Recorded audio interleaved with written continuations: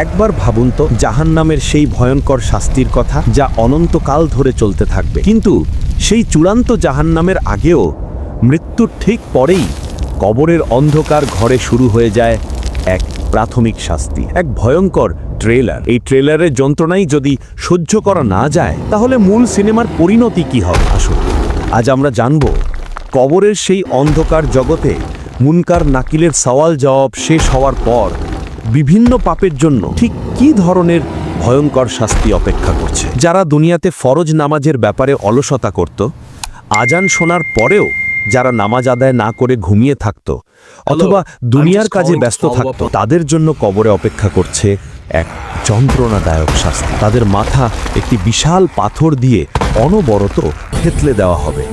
যখনই মাথাটি চূর্ণ বিচূর্ণ হয়ে যাবে, তা আবার আগের মতো সম্পূর্ণ হয়ে যাবে এবং সাথে সাথেই আবার একই ভয়ঙ্কর শাস্তি দেওয়া হবে। এই যন্ত্রণাদায়ক চক্র এক মুহূর্তের জন্য থামবে না, যা চলবে কিয়ামত পর্যন্ত। আর যারা দুনিয়াতে মিথ্যা কথা বলতো, সকালে ঘর থেকে বের হয়ে এমন মিথ্যা ছড়াতো যা সারা পৃথিবীতে ছড়িয়ে পড়তো, যারা গুজব রটিয়ে মানুষের সম্মান নষ্ট করত, তাদের জন্য রয়েছে এক বিভৎস শাস্তি। একজন ফেরেশতা একটি লোহার ধারালো আঁকড়া হাতে নিয়ে তার পাশে দাঁড়িয়ে থাকে।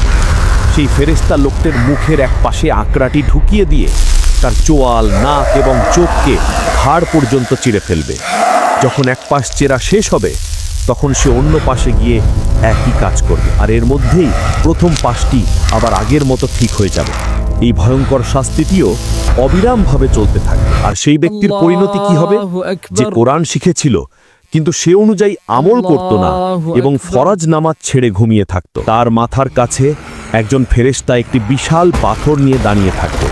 সে সেই পাথর দিয়ে তার মাথায় এমন জোরে আঘাত করতে থাকবে যে তার মাথা চূর্ণ বিচূর্ণ হয়ে যাবে এবং পাথরটি গড়িয়ে দূরে চলে যাবে। সে যখন পাথরটি কুড়িয়ে আনতে যাবে, তার মধ্যেই তার মাথা আবার আগের মতো ঠিক হয়ে যাবে। ফিরে এসেই সে আবার একই শাস্তি দেবে, যা চলবে কিয়ামত পর্যন্ত। যারা দুনিয়াতে ব্যভিচার বা জিনার মতো জঘন্য ও লজ্জাজনক পাপে লিপ্ত ছিল, নারী পুরুষ নির্বিশেষে, তাদের জন্য কবরে অপেক্ষা করছে এক অত্যন্ত অপমানজনক এবং যন্ত্রণাদায়ক শাস্তি। তাদেরকে একটি চুলার মতো গর্তের মধ্যে রাখা হবে, যার উপরের অংশটি হবে সরু এবং নিচের অংশটি হবে প্রশস্ত। আর সেই গর্তের ভিতরে দাউ দাউ করে আগুন জ্বলতে থাকবে। যখনই আগুনের শিখা উপরের দিকে উঠবে, তখন তারা চিৎকার করতে করতে গর্তের উপরের দিকে উঠে আসবে, প্রায় বেরিয়ে যাওয়ার মতো অবস্থায়। কিন্তু ঠিক সেই মুহূর্তে যখনই আগুন কিছুটা কমে যাবে, তারা আবার চিৎকার করতে করতে নিচের দিকে পড়ে যাবে।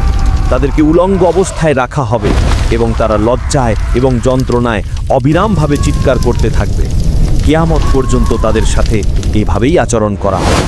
আর যারা দুনিয়াতে সুদ খেত, যারা সুদের লেনদেন করত, যারা মানুষের অসহায়ত্বের সুযোগ নিয়ে নিজের সম্পদ বাড়াতো, তাদের পরিণতি হবে আরও ভয়ঙ্কর। তারা রক্তের এক নদীর মধ্যে সাঁতরাতে থাকবে।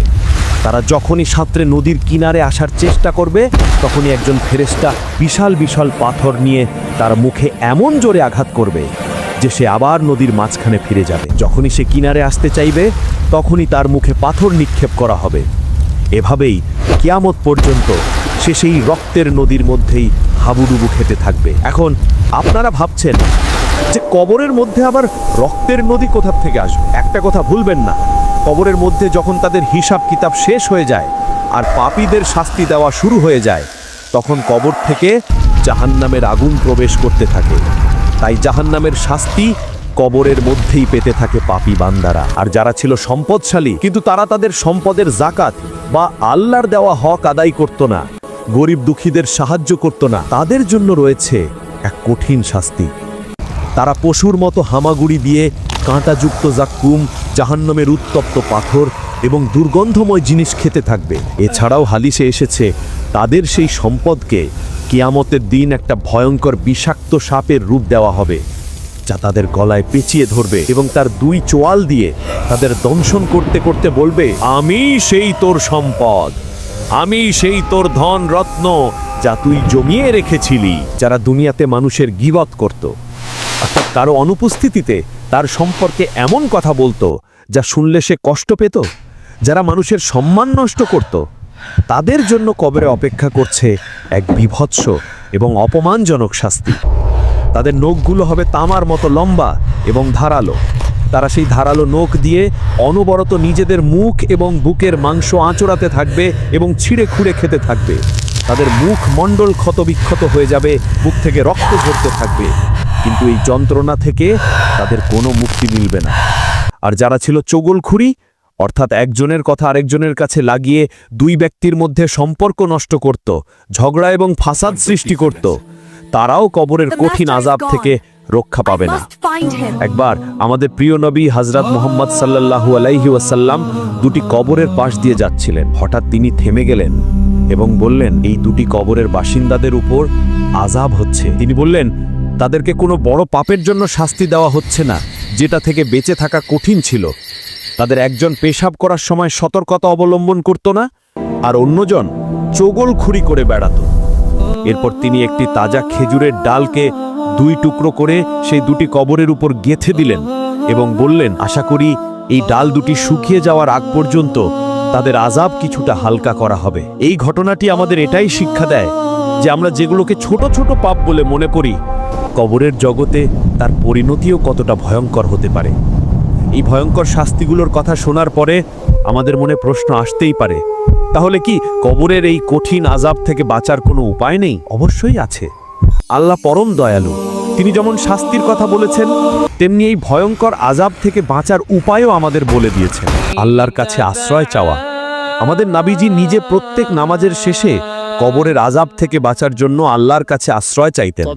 এর মধ্যে সবচেয়ে শক্তিশালী আমলটি হলো সূরা আল মুলক পাঠ করা। নবীজি সাল্লাল্লাহু আলাইহি ওয়াসাল্লাম বলেছেন, কোরআনে 30 আয়াত বিশিষ্ট একটি সূরা আছে যা তার পাঠকারীর জন্য সুপারিশ করতে থাকবে যতক্ষণ না তাকে ক্ষমা করে দেওয়া হয়, আর তা হলো সূরা মুলক। তিনি এটাও বলেছেন, এই সূরা তার পাঠকারীকে কবরের আযাব থেকে রক্ষা করবে।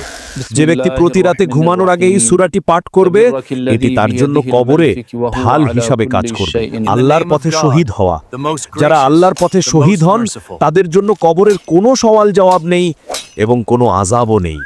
জুমার দিনে বা জুমার রাতে মৃত্যুবরণ করা। হাদিসে এসেছে, যে মুসলিম ব্যক্তি জুমার দিনে বা জুমার রাতে মৃত্যুবরণ করবে, আল্লাহ তাকে কবরের পরীক্ষা থেকে রক্ষা করবেন। কবরের জীবন, যা হবে কারোর জন্য জান্নাতের বাগান আর কারোর জন্য হবে জাহান্নামের গর্ত। আমাদের দুনিয়ার প্রতিটি কাজ, প্রতিটি কথা সেখানে আমাদের জন্য পুরস্কার অথবা শাস্তির কারণ হয়ে দাঁড়াবে। কবরের প্রথম রাত ছিল শুধু একটি সূচনা। আসল পরীক্ষা এবং তার পরিণতি আরও বেশি গভীর এবং ভয়ঙ্কর। আল্লাহ আমাদের সবাইকে কবরের এই কঠিন আযাব থেকে রক্ষা করুন এবং আমাদের কবরকে জান্নাতের বাগান বানিয়ে দিন। আমিন।